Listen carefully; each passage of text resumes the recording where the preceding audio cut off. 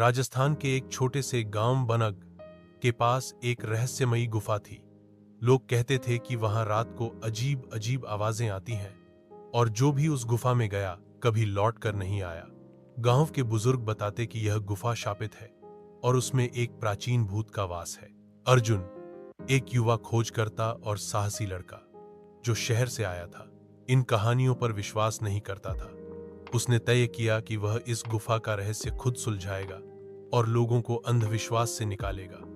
गांव वालों ने उसे बहुत समझाया, लेकिन अर्जुन अपनी जिद पर अड़ा रहा। एक शाम वह टॉर्च, कैमरा और कुछ खाने पीने का सामान लेकर गुफा की ओर निकल पड़ा। सूरज ढल चुका था और चारों ओर सन्नाटा फैलने लगा था। गुफा के पास पहुंचते ही उसे ठंडी हवा का झोंका महसूस हुआ, मानो किसी ने सांस लेकर उसकी गर्दन के पास फूंका हो। गुफा के अंदर अंधेरा और नमी थी। दीवारों पर किसी जानवर के पंजों जैसे निशान थे।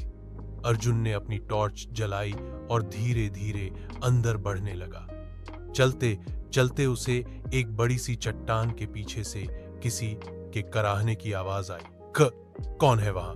अर्जुन ने आवाज दी, लेकिन कोई जवाब नहीं मिला। फिर अचानक उसकी टॉर्च की रोशनी खुद बंद हो गई। उसने उसे ठीक करने की कोशिश की, लेकिन काम नहीं कर रही थी। तभी एक भयानक हौंसी गुफा के अंदर गूंजने लगी। भूत का सामना। अर्जुन की सांसें तेज हो गईं।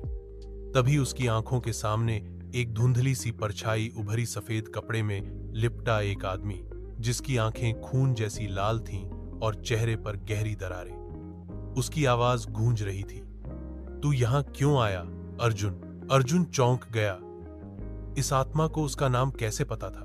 भूत बोला, मैं वो आत्मा हूं जिसे 100 साल पहले इसी गुफा में जिंदा दफना दिया गया था। मैं राजवीर हूं। भूत की कहानी। राजवीर एक सैनिक था जिसे राजा ने देशद्रोह के शक में इस गुफा में कैद कर दिया था, लेकिन असल में उसे फंसाया गया था। वर्षों तक वह गुफा में तड़पता रहा और वहीं उसकी मौत हो गई। उसकी आत्मा बदले की आग में जलती रही। राजवीर ने अर्जुन से कहा, मुझे मोक्ष चाहिए, मेरी सच्चाई दुनिया को बताओ, तभी मैं मुक्त हो पाऊंगा। अर्जुन ने कांपते हुए कहा, मैं वादा करता हूं, मैं तुम्हारी कहानी दुनिया को बताऊंगा, रहस्य और सच्चाई। अर्जुन किसी तरह गुफा से बाहर निकला। अगले दिन उसने गांव के बुजुर्गों से राजवीर की कहानी पूछी, लेकिन सभी ने इनकार किया कि ऐसा कोई सैनिक था। अर्जुन ने तब गांव की पुरानी हवेली में रखे पुराने दस्तावेज खंगाले। कई घंटों की मेहनत के बाद उसे एक फटी पुरानी डायरी मिली। उसमें राजवीर की लिखावट थी, जिसमें उसने अपनी सच्चाई लिखी थी, कैसे उसे विश्वासघात करके फांसाया गया और कैद कर दिया गया। आत्मा को मुक्ति। अर्जुन ने गांव में एक सभा बुलवाई। सबके सामने राजवीर की डायरी पढ़ी गई। सच्चाई सामने आने पर सभी स्तब्ध रह गए। गांव के पुजारी ने राजवीर की आत्मा की शांति के लिए हवन करवाया और गुफा के बाहर एक स्मारक बनवाया। उसी रात अर्जुन ने सपने में देखा, राजवीर मुस्कुरा रहा था और कह रहा था, धन्यवाद, अब मैं मुक्त हूं।